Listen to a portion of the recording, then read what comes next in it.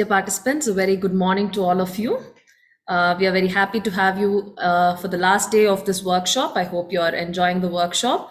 And we have an eminent speaker with us today for this morning session. The session is titled Design to Grow. It will be given by Mr. Ravindra Kinney. In his career spanning over 37 years, he's had the privilege of being part of some key transformations that have impacted common lives in general and Indian economy in particular. The milk and oilseeds revolution under the leaderships of Dr. Kurian at KOF, the telecom revolution under Dr. Sam Pitroda at CDOT, the banking revolution in the early 90s while at ANZ, Information Technology, and at NCR Corporation India. As a member of the finance department, he was involved in introducing technology for the efficient back-end operations for these organizations. He is a cost and management accountant by qualification. In the year 2004, he co-founded Affordable Business Solutions, ABS, a business transformation and technology consulting company. A project delivered by them for Akshay Patra was recognized by Microsoft in their World Partners Conference as a project with maximum social impact. He is also on the board of Cognitive Skills Private Limited, a company which is into brain training under the brand name Brighter Minds, focusing on cognitive science. And I'm sure he's here today to make us all brighter minds. Welcome you, sir, for the session. Over to you. Thank you, Christina. Thank you. I'll just share my deck there. Yes, sir.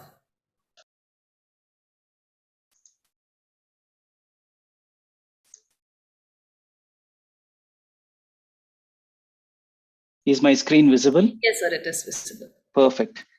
Good morning to all of you. Welcome to the final session. Always it's nice either to break the ice with the first session or wrap it up with we have afternoon sessions, but it's the final day. Yes. Okay, it's wonderful. I'm sure by the time I touch upon this topic, you people would have gone through multiple speakers talking about design and in what way it can be applied in various branches of engineering or in your own lives. One of the reasons I picked up this particular picture is for the design that it has. And you will be surprised that this is something which is put together in India near Hyderabad. And this small piece, which almost looks like a Sydney stadium, can accommodate more than 1 lakh people. Okay, that's what design can do sometimes. And I thought the topic Design to Grow is apt since you are just stepping into your engineering professional career. And in 4 years' time, you are just one step away from being called a professional corporate person. Okay, so let's flow through it. I'll keep it very simple. I have tried to position my talk so that everybody can connect with the day-to-day activities. I have drawn inspiration from one of the books which was called Design to Grow by the Innovation Vice President of Coca-Cola. Okay, but before that, let me start asking you a few questions. Design, when we talk about the fundamental thing about design, whoever is doing it, whether it is a product, whether it's a building or anything, stems from thought. Okay. Now let me throw some statistics about thought to you people. Some of you may be aware, some of you, it's good to be aware. Did you know that there are about 70,000 thoughts that hit an individual on a daily basis, which means each one of us is hit by about one thought every 1.25 seconds. Now let's go to the next step. 47% of these thoughts are not connected with what we are doing. Okay, I think this number would have gone up by now ever since WhatsApp have been introduced in our lives. 2/3 of the thoughts that are coming are negative. Okay, which are completely no relevance. You may not even be interested in that subject, but it comes and lands in your mind just because you are influenced by certain things that are coming across in your ecosystem. Now, this is the most important line here. Okay, of the thoughts, 95% are subconscious mind. When I talk of subconscious mind, It is like if you are leaving from home to your college, you will be doing multiple activities, talking to your friend or driving or riding, but yet you know exactly how to reach the college. Now, lots of such activities in our life are captured by the subconscious mind.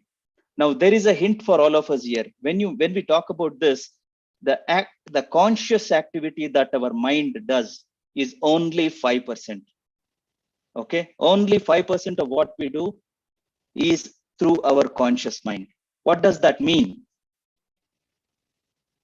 It is very important that we need to train our mind to make sure that whatever we design is purposeful. Okay, so when everything that a human being does stems from thought, it's important for us to make sure that our creative energy is beautifully deployed and we have sufficient quality attached to whatever we are thinking. Most often we have noticed that thoughts that are irrelevant to us start bogging our lifestyle and we start getting influenced by them. So I thought this is one slide which I wanted to park before we start our topic, design to grow. Now, when you talk of design, I'm sure the other speakers also must have said, the first thing that comes to our mind is a shape or a object or a building, whatever it is, or even if it's a human being. When you say design, some of the things that I've listed here, it could be fashion, it could be a gadget, Apple phone, such a beautiful one. How nicely they designed it, right? Oh, look at the architecture of that particular building. They have really given a thought to it. Or some of the accessories. Take, for example, the headphones itself, the number of varieties that are there and the number of designs that are coming, the pods that are coming. Everything is based on certain designs, right? And then we come to the automobile. From a simple Ambassador and Fiat, today we are into a plethora of cars that are introduced in India. And you are actually struggling which one to go for. There's so much of abundance of choice for the buyer, right? So this is what a common man understands from design. Now, what are the recent waves that have come in terms of the applications or in terms of engineering that have really hit us? Look at the UPI payment, right? When we just go there and scan the QR code and make sure that the payment is made, something which has just taken the country by storm, and your physical currency is actually going down. Now imagine the person who has actually put a thought in designing something like this, and the amount of work he had to do back end. What you and I see is our mobile phone and the QR code. But what is the design that has gone behind it? How much of thought, how many lines of code he must have written, and what is the creativity or the mind mapping that you would have done in order to get this solution? Look at the social media products. WhatsApp, the amount of people that are using Facebook, the amount of people who are indulged in LinkedIn. If you look at all these things, there is a planning for scale. There is a planning for agility, which means every second there are hundreds of users logging into that application, but the existing user doesn't feel the shift in performance. This is what is called scaling to agility. I wanted to take a different example. When we talk of all these apps, just look at the milk supply in the country. What we see is a packet of milk in front of our door or at the seller shop, milk vendor's shop. But the supply chain that is going behind and the amount of work that is done in order to plan procurement of milk from the dairy farmers and landing it in a sachet or a bottle in your doorstep, what amount of supply chain has to be planned is again a design which has to go into. This is an invisible design, right? You have no clue what they are doing, but you find that the bottle is there in front of your door consistently every morning. In order to make sure that you scale or be agile, one of the important aspects is staying competitive. Because from a simple milk brand, which used to come from either KMF or NDDB or wherever it was, to multiple private milk vendors today, you have to be competitive. Otherwise, somebody else will take it and go, which means agility is important. It is not just important that I have a great product. Take, for example, Apple. Best of products. Can you sit quietly saying that I have the best of design? Now, for lifelong, this product will be selling. Competition is pushing him to come into various aspects. That's scaling for agility. right? And now look at Tesla. He is designing something completely out of whack, which nobody has thought over. But between the time that he started designing to now, look at the amount of competition that is converged to say, Tesla, I will give you a run for money. So anything that is designed, a well-designed product or a well-designed thought will always be for scale and agility. We talk about all these, right? Have you ever thought that I can also design my career? I'm getting into the first year of my professional career. I've chosen engineering. I've taken electronics and instrumentation. How about sitting and designing my own career here? What could be my vision today as a student, tomorrow as a professional, day after tomorrow as an authority in the subject, right? Can there be some policy changes that I can make because of the kind of design that I'm applying? Is there some design that I can give into the organization structure in order to make sure that this design is scalable? And no activity gets complete without the support of the backend system. Now, even designing the backend system is critical when you think about the whole ecosystem. Now, if I'm sitting and designing my career, I've got a few ecosystems around which I'm growing, right? I have my family, I have my friends, I have my classmates, I have my professors, I have my college, I have my neighborhood. There's an ecosystem. So when you design, you have to take into account all these people and decide, okay, this is how I'm going to structure my particular career. And what would be the strategy? I have stepped into a particular stream. I am learning. There are hundreds of others also learning along with me.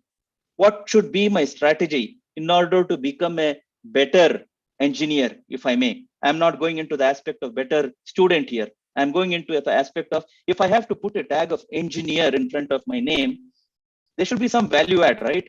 Something which I am differentiated from another one. Let's, for example, I'm an accountant. Now, when I talk about certain things, it should be different from whatever you as an engineer will talk about. And we all know electronics and instrumentation, everything stems from a beautiful design. And that's what makes an end product look more beautiful, because the unseen design on the PCBs or the electronic components, which are all put together, makes the product beautiful.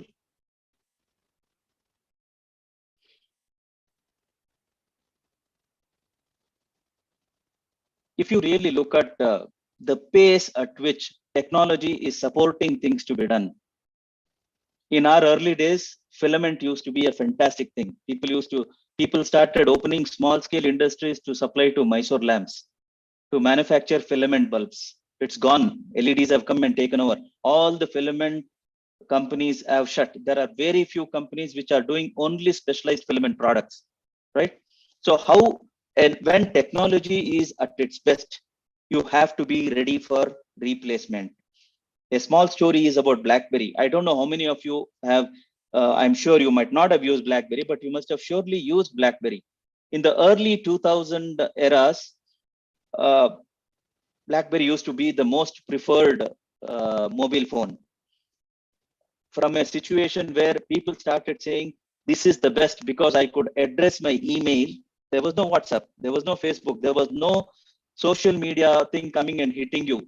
It was purely about conversation and ability to address your emails on the go. And that's what completely took the market away from the other competitors. What happened? BlackBerry sat there and said, I was the innovator of this market, I will rule. My design is best. It's liked by everyone. It had this QWERTY keyboard like your typewriters or your computer keyboards. Suddenly the users started getting comfortable. The company became very complacent and they said, we are in a very safe product. Nobody can come. Then somebody said, Apple is in the game for mobile phones. BlackBerry said, these are computer makers. These people know to do the best of Mac machines. What can they do about phone? What do they know about phone? We are the best guys in this. And look what has happened. BlackBerry is out of market today, which basically says you have to disrupt every now and then to see if you are in line with the competition or in line with technology. This is so very critical for the success of a particular product. So you design something, you say this is working, and you say, Eureka, I have done it. I don't have to do anything. Now this is going to give me consistent income. Doesn't happen that way. You have to be consistently innovative, especially when you are in a product game or when you are getting into design. You have to be innovative. And luckily in the today's world, you can constantly have access to knowledge and you can keep on improvising. What is it that you have to do? This famous saying by the famous boxer, everybody has a plan until they get punched in the mouth, right? What does it mean? That until the competition comes and tells you, I have a better product than what you are always happy in a slumber, enjoying in complacency that I have the best product on hand. So when in design, make sure it's for agility and watch out for competition.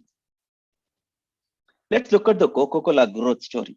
Okay, I purposely wanted to bring this. And when I read this particular book, the name of the book itself is Designed to Grow, which inspired me to say I will pick up this topic and try to bring in a little bit of Coca-Cola flavor here.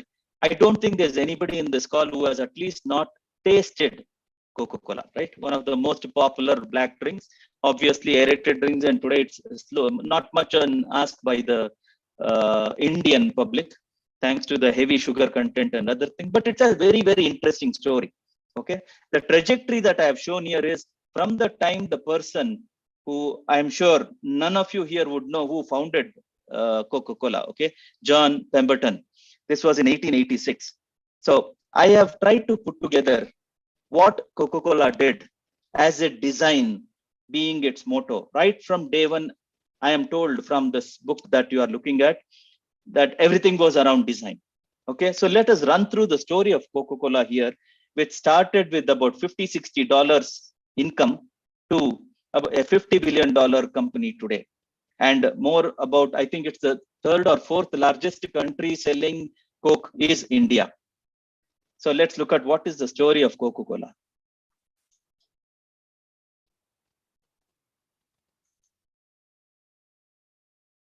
It was founded by a pharmacist. How many of us actually knew it? That here is a refreshing Coke or cola which has been running in the market for so many years, and it was found by a pharmacist. And look at the beauty in which it was formed. He returned to Atlanta in US in 1869 after the American Civil War. Okay, as a wounded veteran, he thought the only option is to be an entrepreneur because getting an employment would be very difficult. And he started looking, being a pharmacist, let's work at some formulas.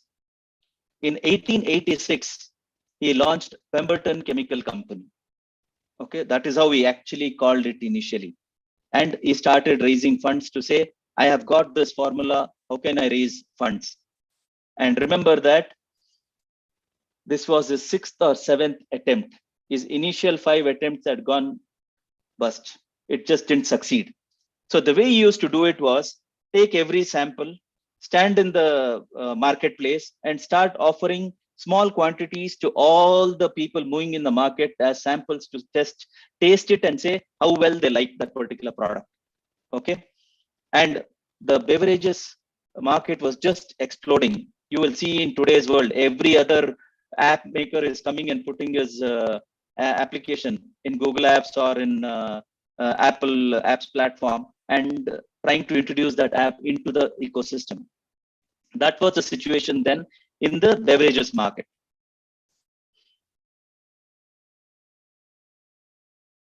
Now, somewhere sitting in his house and putting a concoction together using a brass kettle and some soda water, he came across this magic concoction called Coca-Cola.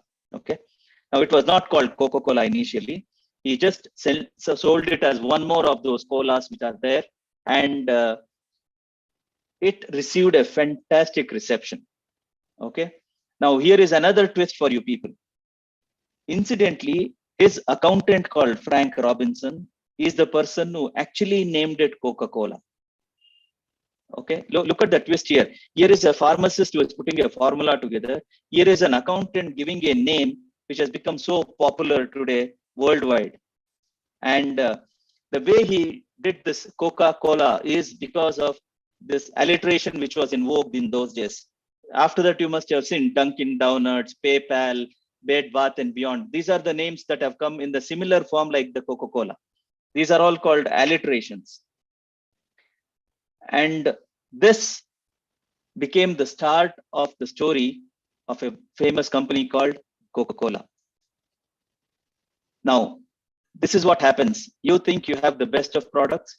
Everybody there out in the market thinks this is very well designed. I will use the word design here while it is a recipe that he has put together. Remember, the recipe of Coca-Cola is even today stored in a locker in Atlanta. So that is the magic formula which is still there, stored in the lockers. And the first year for him, he earned $50, but he spent $76. And he said, this is not going anywhere. This is really going to give problems for me for sustenance. Now what happens? Walks a person called Asa Candler in 1888, who is purely into business. Please try to read through this, okay? Here is a person creating a design who is very good at this, and comes in an entrepreneur who has money bags, and he says, I see an opportunity here, I will take it to market, and offers $2,300 and buys the formula from him. Okay, everything has happened in what? He started in 1886. In 1888, somebody has taken over that company, and he named the company called Coca-Cola. With the help of that accountant, he formed the company called the Coca-Cola Company. It was called James Pemberton Company. He changed it to Coca-Cola Company. And as an entrepreneur, now look at the design here. I want you to recognize the design aspect in every stage of this company when it changed. Design of a formula, design of market. This person takes it with 50 employees. He scales it in 10 years to $1 million company. And by this time, this product was popular across United States.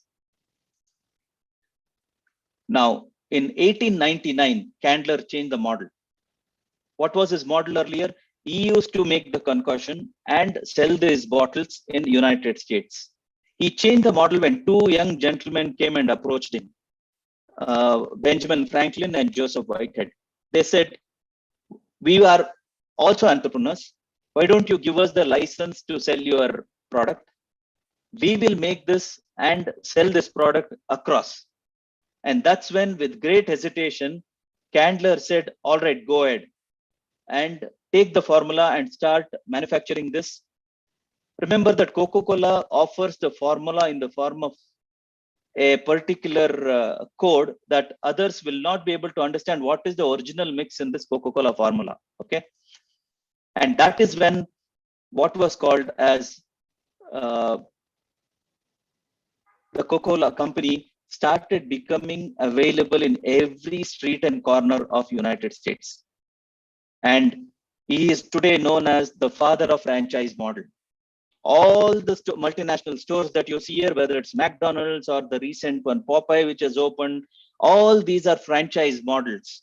And the owner of this particular recipe or design or concoction is one single company, and they franchise it to these outlets to open in multinational companies. Okay, what happens because of this model?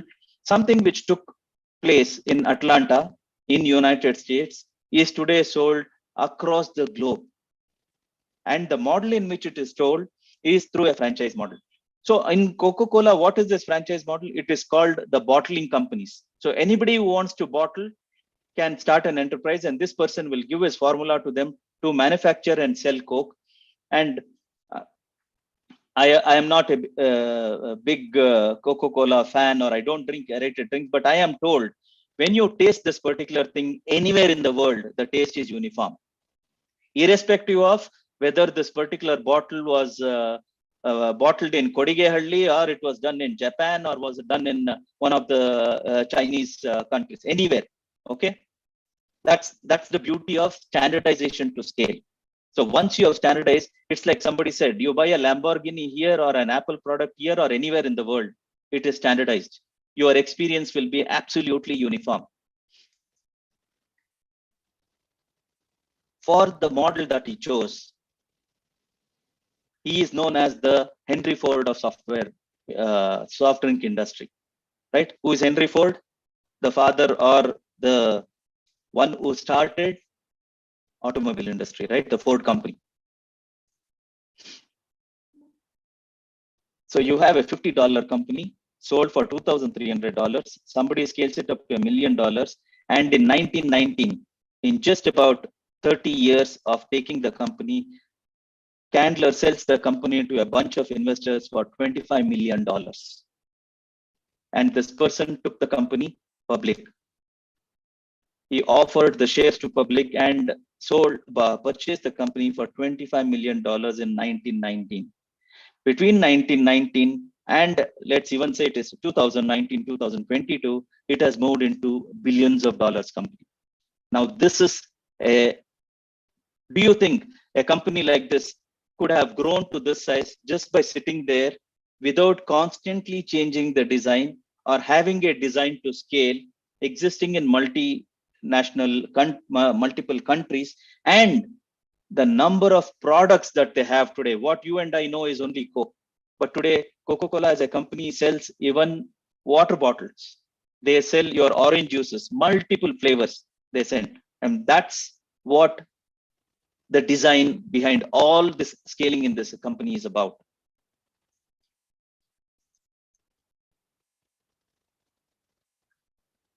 The actual credit for Coca-Cola to grow in a big way goes to this person called Robert Woodruff, who took over as president, and for 33 years, for six put together, he joined at the age of 33, and for 6 decades, his whole design, I will use this word again, was to make sure that this is going to be a drink within the arm's reach of desire. Look at the wordings he has chosen. Beautiful. You are thirsty, you have a desire to drink, and you should be able to get this drink by your arm's distance, which means it should be available in every shelf of a consumer.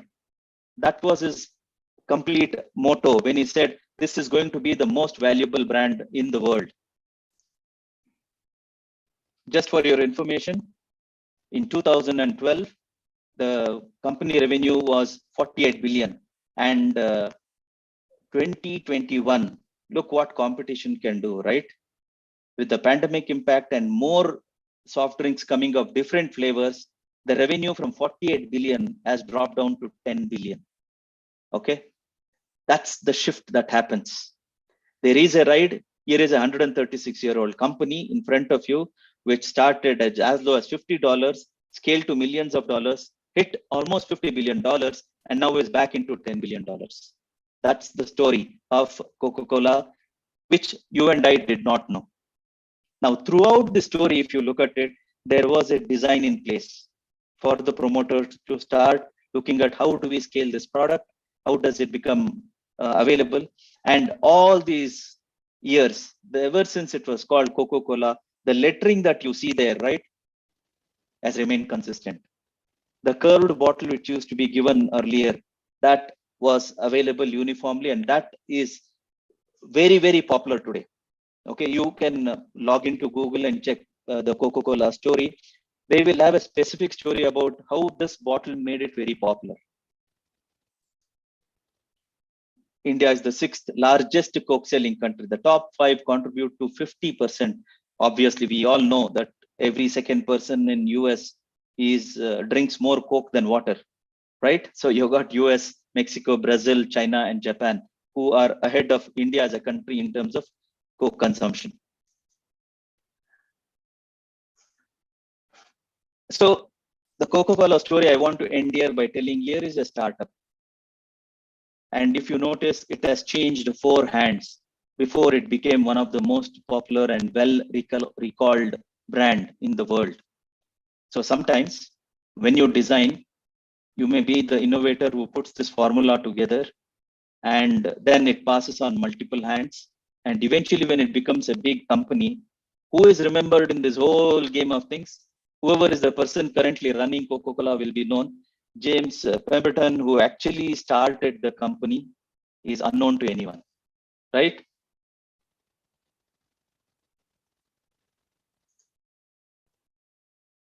let me take you to this golden circle of design. This is also put together. The first time that a circle, this concentric circle that you see here, was put together by, I know most of you in social media must have listened to this fantastic motivational speaker called Simon Sinek. Okay, the author David Butler, who worked as vice president in Coca-Cola, picked up his idea of how to design for Coca-Cola using these three formulas. Here is what he said: for every design, there should be a purpose. Okay, without a purpose, you will not be able to arrive at a particular product. So, which means if you are going to design a product, why are you doing this design? There should be a purpose. And he says, when there is a purpose for this, make sure that there is an agility involved, which means you have to be fast to recognize that this design needs a change. I have to change this design in order to make sure that I'm ahead of the competition. I should look a few years ahead when I design something. Then comes, how do I do this? Which is about learning to build, measure, and grow, which means I should have a process in place. Why do you have a process in place? Most of the PCB manufacturers, you would have known, the products or components are put in one end, and what comes out is the final product. This is because of process definition. People say which is the input and what should be the output. Everything is taken care through the process. What happens? Your ability to replicate becomes phenomenal. You are able to scale anywhere. Let's assume the cost of transportation of these components across is expensive. You can start putting plants in multiple places and start replicating that. I will reduce my cost of manufacturing because I have a standard process which can, like a cookie cutter, be placed in multiple locations. And then comes the product. I have a design, I know the purpose. How do I design this particular product? He uses the beautiful example of Lego toys. All of us have used it, right? And Lego toys, you all must have observed, from a small toddler to a senior citizen, 60 years plus, you leave that in front of them. It is very rare that anybody is not tempted to take it in your hand and try to put it together to make your own design. He says your product should be like that, which should be, I should be able to create my own design. Have you noticed that anybody playing with Lego has his own way of forming a design, whether it is a curve or a bars, pillars, or a car, whatever they want to do? You have the flexibility to do any product using these Lego toys. He says a product should be designed in such a way like the Lego toys, which can make individuals to look at their own designs and the way it is formed. So look at these three circles, because these are going to be important when I go into my next chapter in this. I wanted to bring in, Christina ma'am gave an introduction that I was involved in some changes which impacted the common life. I thought I will place before you people three different type of companies which I was a part of as an insider, what I had seen, how design can make a change in the entire economy. Dr. Kurian, okay. All of us have consumed milk. We have seen multiple brands. Those were the days in the earlys, at least in my childhood, I remember milk used to be only through the milk farmer. Used to bring the cow or buffalo to individual houses, milk them, and then give it to them, or a can in which you used to carry and give. Then came the bottling of these milks. Okay. And look at the change that Dr. Kurian did for the milk industry. He actually joined a company called National Dairy Development Board as an intern. Okay. He went there as a trainee, and the change that he made as an impact was humongous. It was in 1949. Okay. As a young engineer who finished his master's in dairy engineering, he went there to do with a bond period, okay, with the government for scholarship in his education. The objective was something, and what ended up on his plate because of interest in the subject, right? You are today getting a quality milk at your doorstep. He created jobs through milk unions for every milk farmer, so that he said, you people can come and sell your milk at a particular union, and this union together will supply milk to the end consumer, so that everybody in the supply chain made their money. And a farmer, without traveling all the way to individual consumers, was able to give it to a central point and get his money as an entrepreneur. And look at the volume. From 240 liters of milk, we have gone to 175 billion liters of milk, which we are the second largest. We are the first largest milk consumer in the world. The second largest is about 50% of our volume. That's the gap.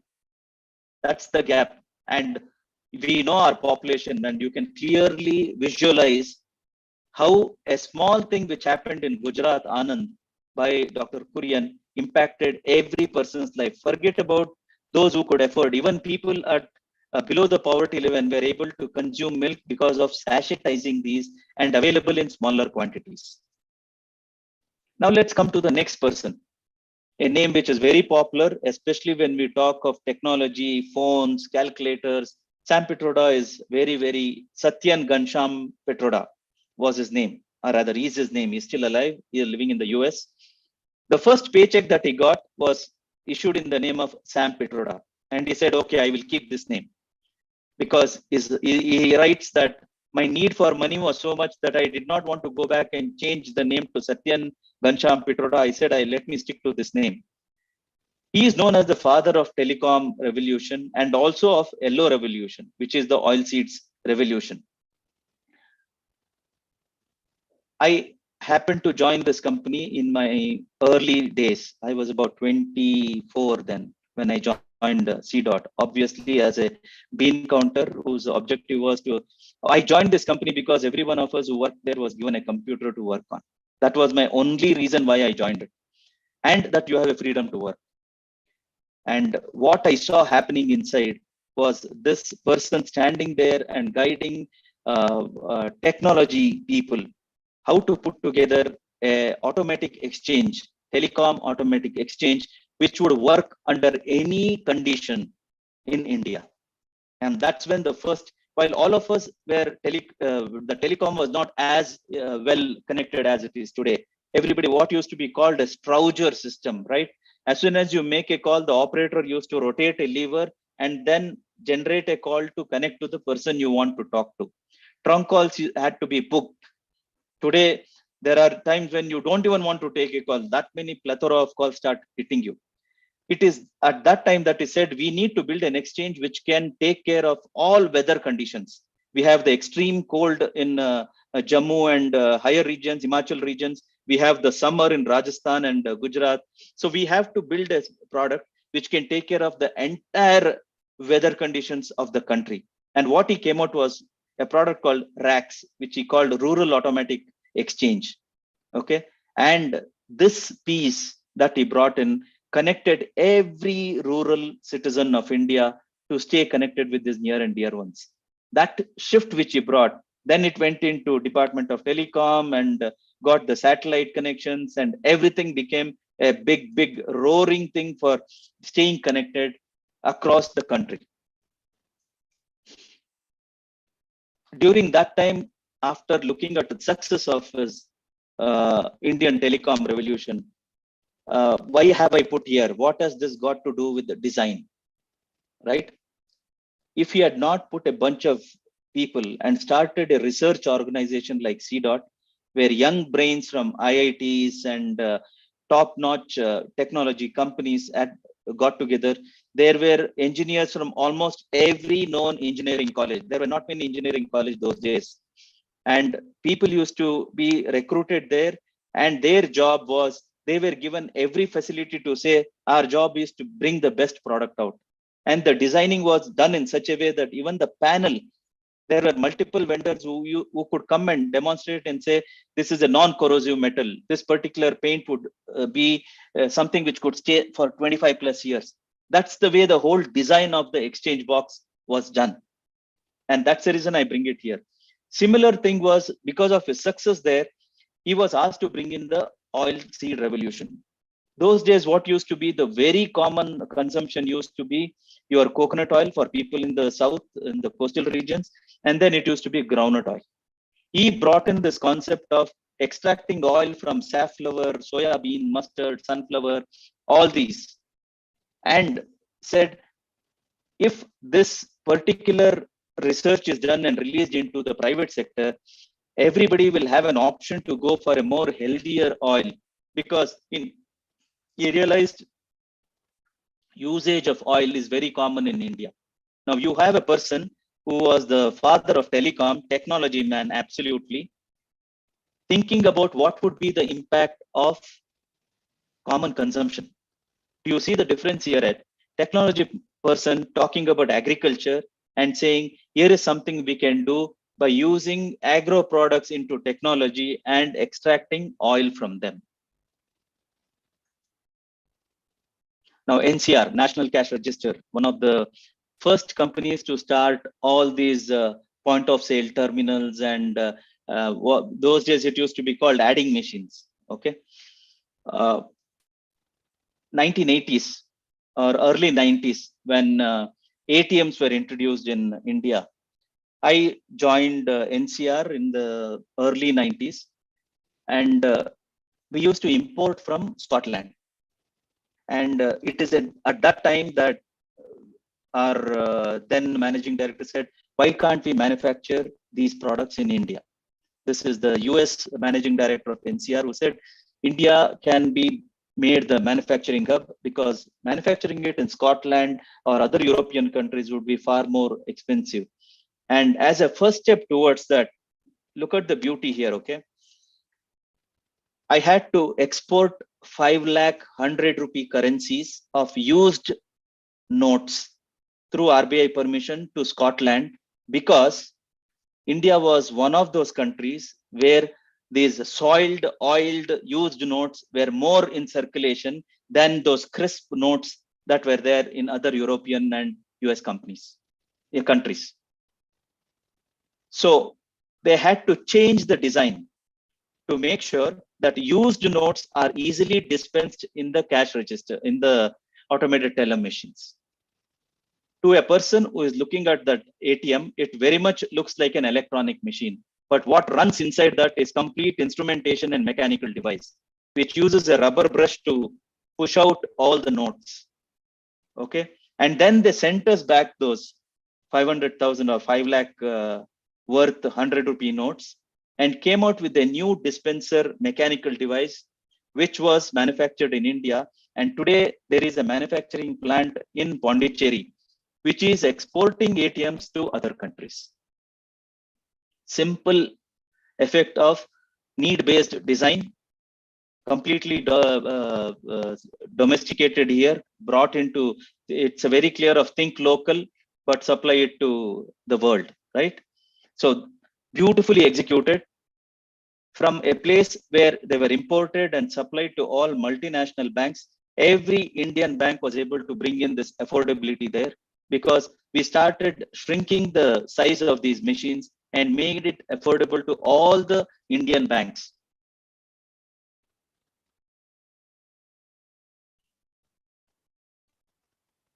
So when you think of design, this is what I wanted to emphasize upon: disrupt or be disrupted. Even in your professional career, okay, if you have done a design, don't be cozy about it and say, this is what it will happen. By the time from your first year, when you move into your fourth year of engineering, there is a shift that happens in terms of technology upgradation, design upgradation. So be there to constantly observe what is the shift it happens. I am not saying this is a shift in the products that you design alone. Please be aware that there will be a shift in your career also. What is a big rush today for software developers can completely change with the AI coming into place, with machine learning languages getting into a bigger volume. So be watchful of what are the shifts that are happening in the market. You have to be intelligent and watchful about what is happening, because the environment is very flux today. I brought in the slide of thought for this purpose, because there's so much of garbage coming there. Be wise enough to make sure that you clear out this unnecessary noise that hits you, because use that 5% of your conscious decision in a very calculative and thoughtful manner. An example of how many of you have actually used Netscape. I don't think any of you or some of you have even heard of it. What is very popular as Google today, or Bing by Microsoft, or the Twitters, Instagrams, Netscape was the one who landed www for the world. Okay. And look, where is he now? Completely gone. Innovative companies have completely moved them out of the space. So be aware of these changes, and be always have this, that I can be disrupted if I'm not disrupting and moving to the next technology at the earliest. The Netscape used to be accessed using dial-ups. Okay, there were about 100,000 websites at its peak when we used to browse using Netscape. And in 2 years, it grew to 100 million users, or 100 million websites to access. And we all have seen the story of Steve Jobs, right? I'm sure most of you have read. He started the company, then he was asked to let go and move out of the company. Then he came back in 1997. And one of his mentors was Mike. When he asked Mike, I have come back to run Apple, what is the advice you have? This is what he said. You have got to reinvent the company to do some other thing like consumer products or devices, and be like a butterfly and have a metamorphosis. Very simple ones, which Steve took beautifully and executed fabulously, right? So sometimes your motivation, do not hesitate to seek guidance and approach a more. It is perfectly fine for all of us to think I'm the wisest, but please remember there is another person wiser than me. So start building in this attitude in you that I will approach people. I will be approachable.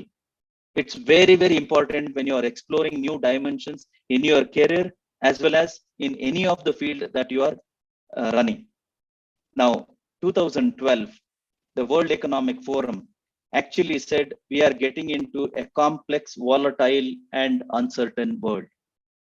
I'm taking a clue from this, and the next 3 slides, which will be my last slides, will be you and I together will try and put together a mind map or a design how to manage or plan our career in a professional life. Okay, I'm going to give you simple examples. You can take the 3 concentric circles and try and put together your own thought process. This will help you to evolve a beautiful design for your own careers. Okay, so I call it, what's your design to grow? Volatile, uncertain, complex, and ambiguous. Okay, it's the VUCA world that you people are stepping into a professional life. Let's take the 3 concentric circles, okay, and plan what is it that we will do with our lives when we are in this particular situation. The outer circles, let us call them as our concerns. Okay, most often than not, the outer circle is one which I have no control about. Remember, I'm sitting in the center there at the core of these concentric circles. The outer circle is a concern which is completely unrelated to me. It keeps hitting me now and then, but I have no control on it, right? I am impacted because of some decision happening in Delhi, but have I control over it? I don't have a control over it. Now, what are those things which are constantly there? There is competition, there is politics, there is Hollywood, Bollywood, everything, the traffic outside, it could be the regulatory taxation, the stock market, the bombing in Ukraine, everything is there, which is the very little that I can do about it. Added to that, the pandemic, which is creating suspense and saying new avatar is coming every now and then, right? So this is your circle of concerns. Even in your careers, please try to identify which is my circle of concern, which constantly keep coming and hammering me in the day-to-day activity. Now we go to the, this is another version of the circle of concerns. Okay, there's a cash flow for a businessman, there's a cash flow for a student, there is about other multiple projects and other things which keep hitting.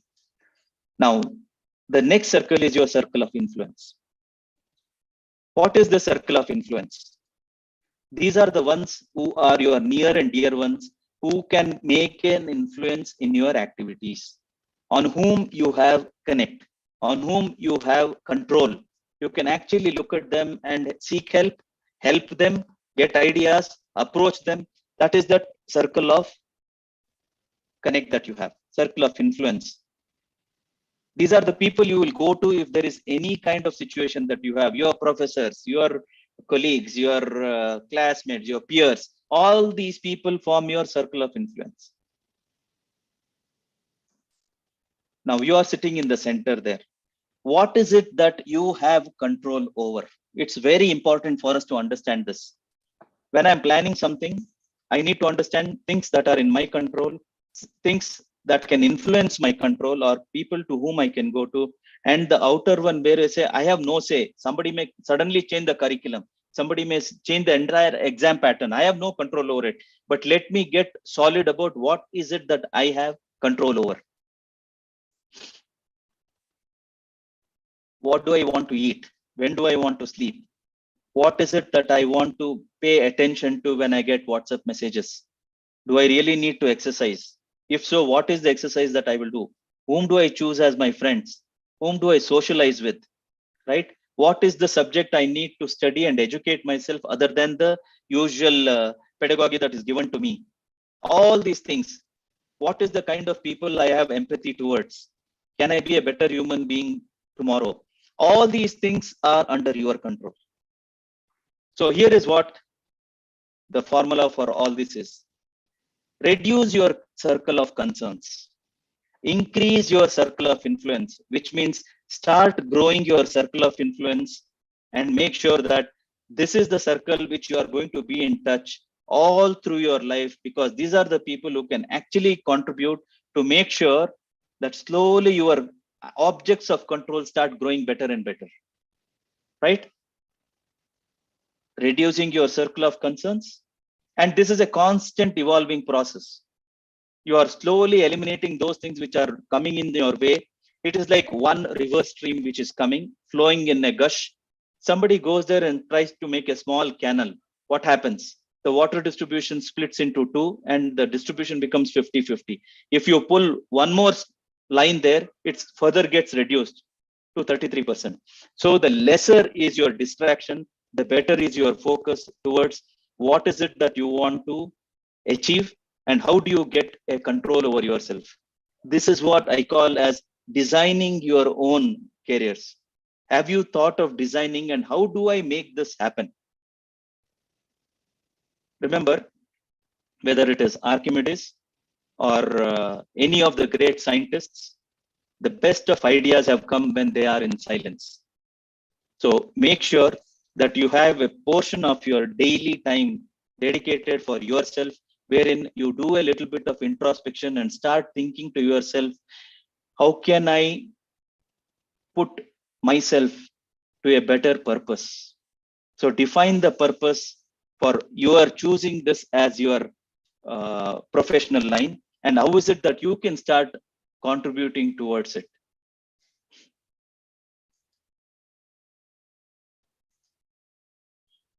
So my conclusive slide for all of you, I call it the 5 C's. Okay. While you are battling in this VUCA world, try to get a control on a few things. Be compassionate. We are all running through one of the most ambiguous situations. There is war happening. There is COVID hitting everywhere. So let us become a more compassionate person. I know we were all very passionate. We have to bring in that compassionate part of it. The more we ignore the noise and remove the concern areas and make it thinner and thinner, the clarity for us to think becomes much better. By reducing constantly going and checking into these news channels and being bombarded with activities which are actually not going to do anything to you, you will only add more confusion to your thinking. So bring in clarity to your thought. Let there be a sense of contentment. Everybody should have desires, but why don't you look at desires as aspirations rather than just saying, I want to have everything that I see on me? Develop that habit of being content, okay? And be courageous. If you have an idea, if you think there is something that you can do, take that courage and make your first step. Remember that not always the first step is a success, but look at it as a learning curve which helps you to go to the next level. The fifth most important, stop being reactive and be responsive, which means learn the art of being calm.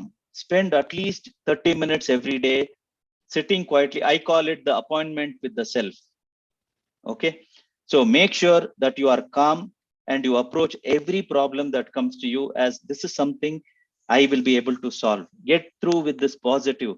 So when you put a design together, put it in such a way that yes, this is achievable. I have my action plan in place. I know how to approach this. I call this being centered. It's very important for you to be centered. And some of the tools which are very commonly used today as soft skills are learn how to relax, whether it is doing pranayama or any other thing, even playing a game of badminton or any other game of sport of your choice, you can relax. Time for yourself. Learn how to meditate. Learn how to rejuvenate yourself. Take those breaks once in a way. Go on those treks. Watch the nature. Try to ideate what else can be done in the overall and maintain your inner connect. So with these slides, I want to conclude this talk on design to grow. I hope it was useful, or if not in whole context, I think a few pointers from here, if you start incorporating in your own lives, I think we all can make a better version of ourselves. So let's design to be a better version of ourselves, leading a life full of purpose. Thank you very much.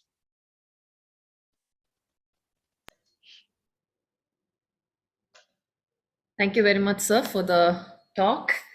And now it's time for questions. So anyone who has questions can add it in the question answer forum, and kindly be quick in adding. I hope you have already noted down what questions to ask. So don't put it in the chat, put it in the question answer forum. So I thought I'll just start with my comments and my few of my questions. So one or two things, when I was looking at the presentation, it was very nice to see all the examples that you gave, from Coca-Cola to oil seeds to, but then it was also like these Indian movies, no? So we have in one song the whole life from a poor to a rich person. So sometimes we don't, appreciate the time that actually has gone and the effort that has actually gone. So with regard to that, with in the aspects of time management, what advice do you have students, let's say apart from academics, if they want to be in entrepreneurship, how much time per week maybe should they spend, and any tips on what they should do during that time? See, I personally believe today's generation is much more agile than what we used to be. I think they are bombarded with multiple distractions compared to what we had. And that gives them the ability to handle multiple things in one go. I have seen people taking decisions and moving forward. I would be very surprised if I can find today's youth not connected with at least 5 organization, institutions, or groups. Okay. But as far as time management of individuals are concerned, don't look at your professional course for the next 4 years as pure academic.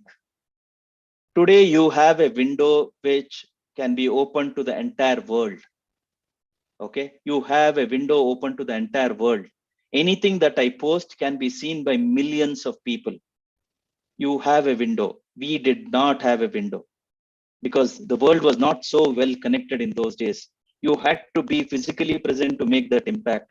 Start developing this art of writing technology documents and exhibiting that you are good at this. Each one of us is born with a particular talent. And your parents are the best people to tell you what is it that you are good at, or your best buddy. Nurture it. If it's a game, if it's a drawing, I always believe creativity as an art can completely transform multiple things. Don't let go of it. And be bold enough. If you like something, you think you are singing well, go up the stage. Don't wait for somebody to call you and say, okay, why don't you come and sing here? You think you have a talent, you like your voice, go there and sing. That will be the first time you're breaking an ice. I'm giving this as an example, but in any field, I always say in today's world, never let go of an opportunity. Whether it is in the field of sports, arts, whatever it is, but carve out a niche for yourself. There is humongous opportunity out here. Thank you, sir. Following that question, I would still encourage the students to take this opportunity, this window to post your questions, because I think the previous speakers didn't exactly link it with career. You have linked it very well. So any questions pertaining to that also you can ask. Um, so I think the first question is not too clear. It's from an anonymous person. It says how to overcome dilemma, maybe with respect to career choices or any Yeah. decision making. When you are in a dilemma, get into a conversation. Okay. It is very, very important that you develop this art of conversation, pick up a buddy initially, and get into the art of conversation. I am telling all of you today, when I might have interviewed thousands of candidates for my company, the first thing that I look up to is how good in conversation is this individual. Any kind of problem can be solved. Approach people, be approachable. This is very important. When you lock yourself and say, I should take a decision, I feel very awkward to go and ask another person about. I learn from my children today.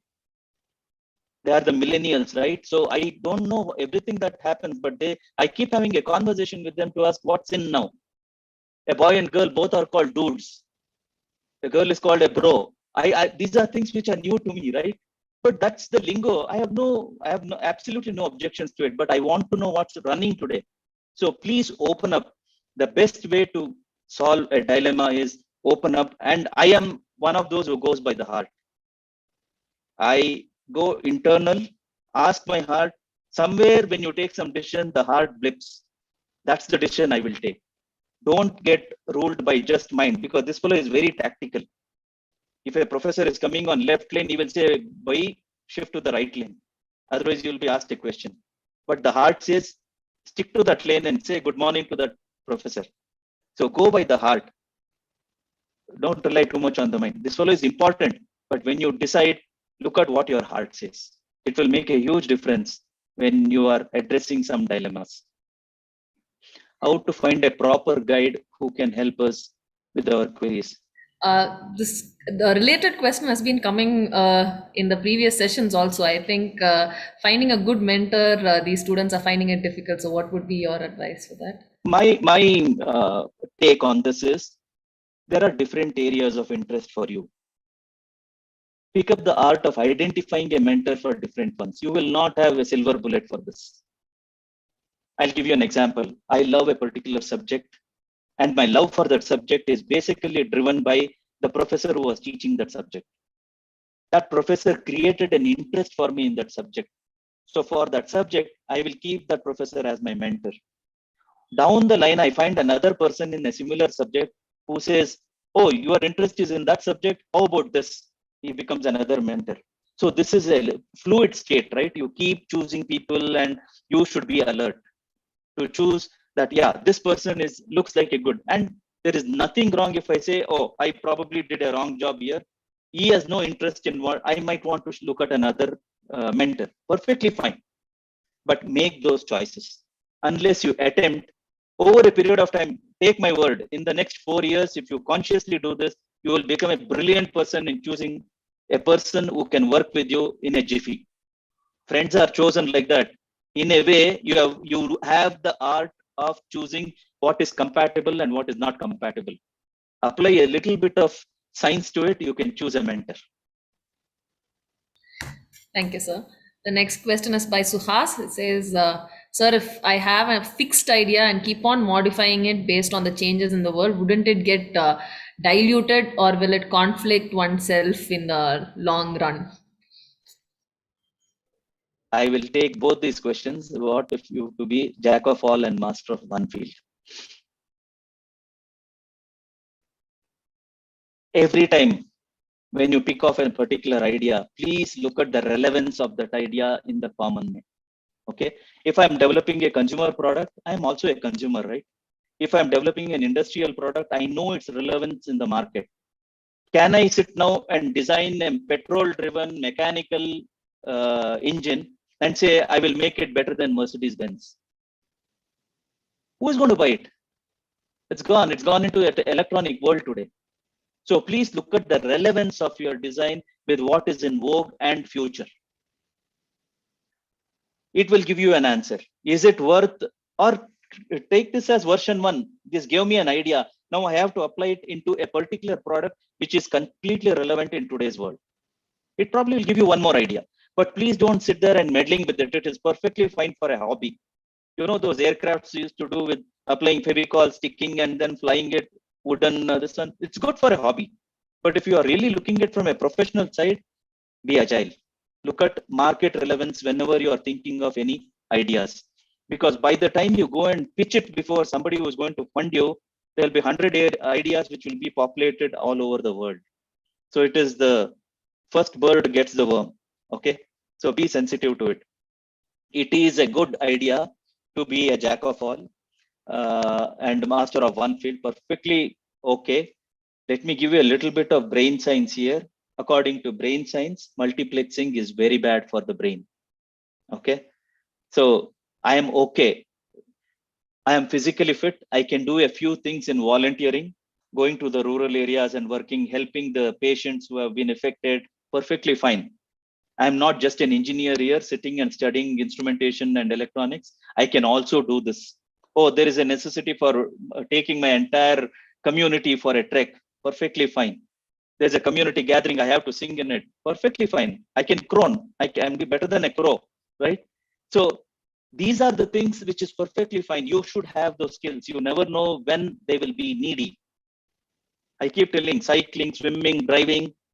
I think this is a given today. You should know these things. Situations will come when you may have to use them in your real life. But does that mean you are an Olympics swimmer or you're going to go cycling in the aerodrome? No, you're not really. So please understand necessary skills and build them together. It's nice, no? Please remember, every individual should motivate himself with that little bit of ego. I'm not saying wear a crown of ego.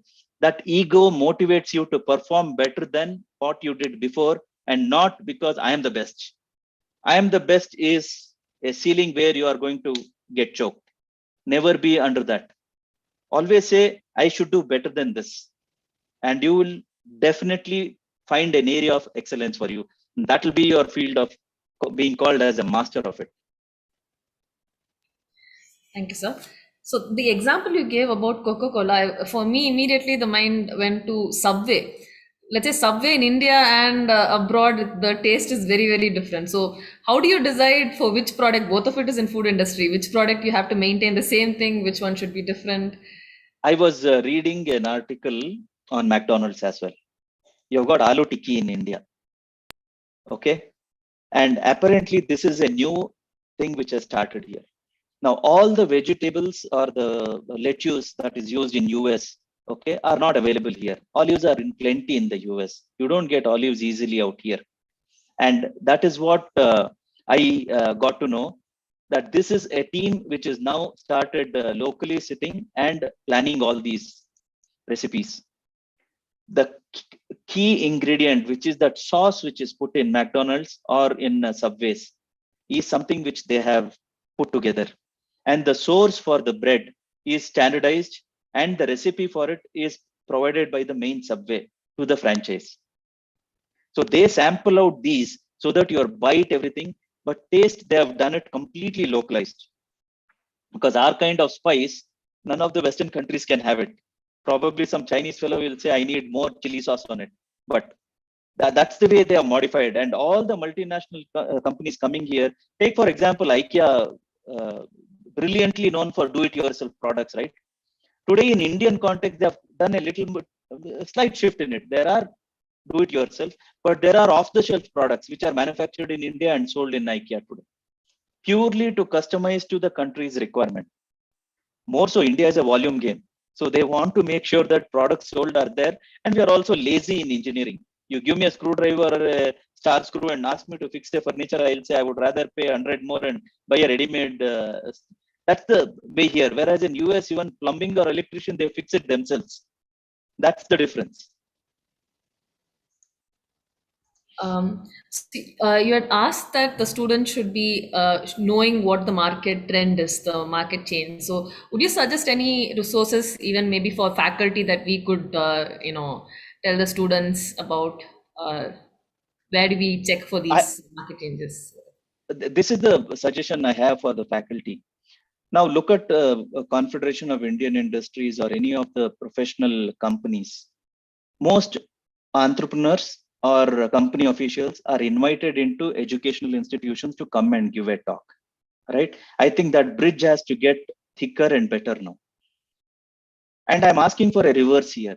I am saying companies, at least like companies like ours, we are open to allowing professors to come and spend a month in our companies to understand what's the trend. Just imagine the amount of learning you will have when you're walking around with people and understand, oh, so this is the programming that's currently happening, or this kind of a product is happening. 20, 30 companies that if the institution ties up with, and you go on a, what do you say, roster, visiting these companies and understanding what it is. The companies will also benefit by understanding what kind of students are coming out there. And I will share with you my expectations when I interview them. You will be able to bring in the last 6 months for these to become better professional candidates for facing the interview. I think if this bridge gets closer and closer, we have a story there. So I am for once bringing in a change in saying professors should also go and spend some time in the companies. Doesn't matter. And I am very, very confident the corporate world is most welcome to any of the professors coming and spending some time there. And I think it's time when CIIs and others start calling professors from educational institutions to give a lecture to the entrepreneurs and businessmen out there. Because you are the people who are churning out these beauties from college and putting them into the professional world, right? So that bridge, I think, should get closer and closer. So I think not just students, faculty should do their internships in industry to be able to be updated. Absolutely. In the market, yeah. See, anybody when you are teaching, when you bring the current relevance to them, the eyes open up, the alertness goes, the prefrontal cortex, which actually captures what you say, becomes much more alert. And he says, hey, this is something related to my life. Let me listen to her carefully. That changes the way the students can get attracted towards the programs.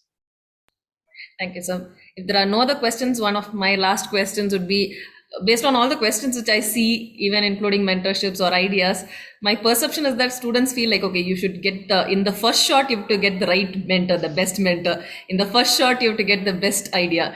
So maybe it's due to, fear of failure or whatever. So what is your advice pertaining to that? As human beings, we have a tendency to go by the look of the individual first time when you meet. Okay, please understand the devil is in the details. Spend some time with the individual and try to understand what is the depth of that particular subject you are looking at the person as a mentor. We have this tendency. One may be very brash. At least I have come across a person who uses language which may not be very good for you, but absolutely aggressive when he talks. But the depth of knowledge is, so we need to realize what should be left out and what should be taken. You peel the onion one by one and try to understand, yes, the core is important for me. Let me be sticking to this person. Other things is behavioral attitudes which are not relevant. So please make sure that your decision is not based on a prejudice towards an individual. Oh, it's a lady, I will not go. Oh, it's a person who is not even dressed up well, I don't want to approach. Doesn't work that way. Pardon my being blunt about this, but I think we should learn to go into the essence of that person when you choose a mentor. Thank you, sir. Thank you for patiently answering all our questions. So if there are no more questions, we will close the session. We'll meet again at 2 o'clock for the next session. Thank you very much, sir. Thank you all. Have a wonderful day. Thank you, sir.